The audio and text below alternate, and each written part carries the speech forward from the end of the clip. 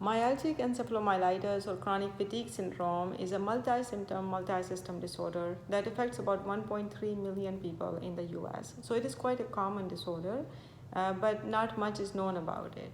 So as the name suggests, there is tremendous amount of fatigue, but it's not just the fatigue. There are multiple organs that are involved, and there are symptoms arising from all kinds of different organs. So what are the four major organs? So there is involvement of the brain, involvement of the gut, then there is cardiovascular system, and then of course there is immune system.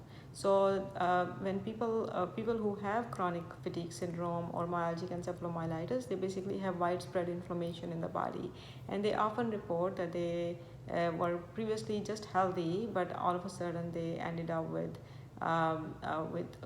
severe fatigue to the point where they could not maintain their pre-fatigue or pre-illness quality of life. So, what exactly happens in this syndrome or this disorder? This is a very mysterious illness where all types of symptoms arise and they are basically all over the place and nothing really makes sense. And we can't really predict how the course of the disease is going to occur. But what we know is that there are three major contributing factors to this illness. So one is genetics. So there is a role of genetics in the development of this disorder. So we know that people in the same family do develop the problem. So obviously there is a role. We don't really know what type of genes are involved.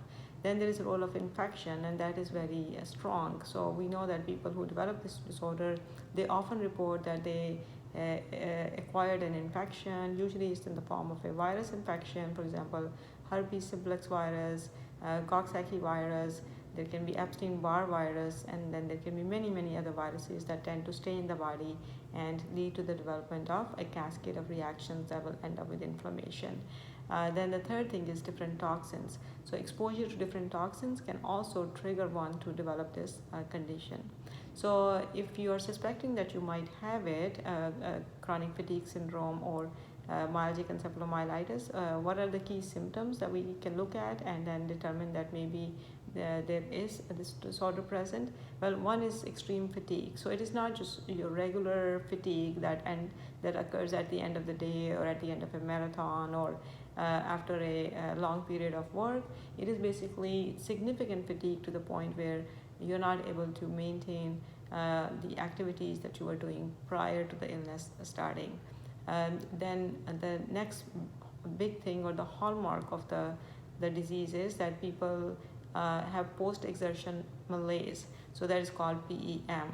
And post-exertion malaise is very unique to this syndrome or this disorder, which means that when you exert yourself or do some activity, most human beings should feel good after a small amount of physical exercise. For example, if I do aerobic exercise for 30 minutes after that, and if I am not already tired after the exercise, I should feel good. I should not be totally tired or exhausted or lethargic. But people with ME or chronic fatigue syndrome have post-exertion fatigue or malaise to the point where they can't really do anything, and they report this as being a crash. And oftentimes the post-exertion malaise occurs about 24 to 48 hours after the activity. So you could be somebody who's done like a shopping or is involved in some sort of activity that caused exertion. So they don't feel the severe fatigue the same day necessarily. They sometimes feel it the day after, and it can happen anywhere during this time. So post-exertion malaise is a very significant symptom. The next thing is symptoms arising from all those different four organs that I talked about. So there is brain that is involved. So of course it is myalgic encephalomyelitis. So there is inflammation in the brain. So people suffer from brain fog. They often forget. They have memory lapses, and they don't really have a diagnosis of dementia. And we can't really give them a solid diagnosis, but they just have a suboptimal cognitive function. So they report all kinds of different symptoms. The next system that is involved is the autonomic nervous system. So they often have difficulty maintaining hot and cold body temperature in response to the environment. So sometimes they have too cold feet, and they just have difficulty maintaining their temperature in their hands and fingers. The next thing is a maintenance of blood pressure in response to the posture change.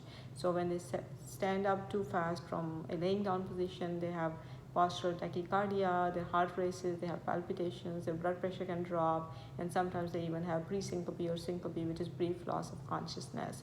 Then they often have gut symptoms, so have difficulty with digesting foods, and also have food sensitivities. They also have chemical sensitivity, so the different perfumes or the fragrances in the environment bother them. They have noise sensitivity, so they are irritated or stimulated by noise very fast.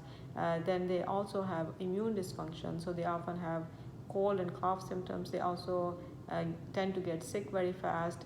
They feel like they have flu oftentimes, and a recurrent pattern. So all of these symptoms combined together, although they are not pointing to one single organ or one single diagnosis, they are all over the place. That is why it's called multi-system, multi-symptom disorder. When many of these are present, then we can definitely strongly suspect that myalgic encephalomyelitis or chronic fatigue syndrome is present. So if we are suspecting this diagnosis, what do? We confirm the diagnosis with the help of tests. So there is a cardiopulmonary exercise test that can be done, and that will show us that the aerobic activity is not optimal, and these patients just are not able to perform at their optimum level.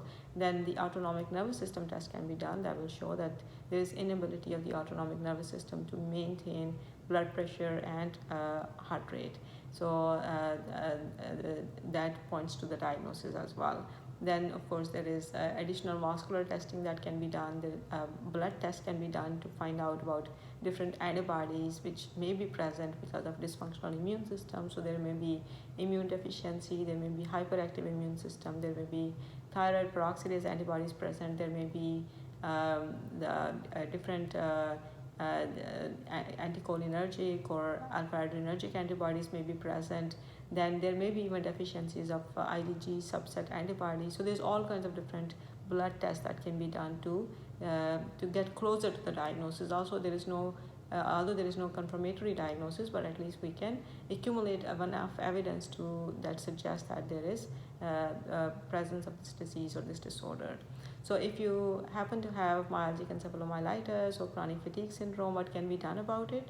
Well, for the most part, the treatment is supportive. So first it needs to be recognized, and then of course it needs to be supported so that optimum quality of life can be achieved. So when it comes to supportive treatment, the most important thing to do would be to remember that we need to introduce pacing.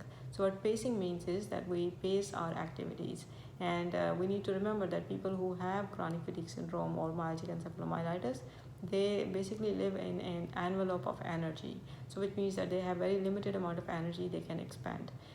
So for example, if I have it, I can say that my energy capacity is maybe 75% or 50% of the normal person, which means that instead of working for 8 hours in a day, maybe I can work for 6 hours or 4 hours in a day.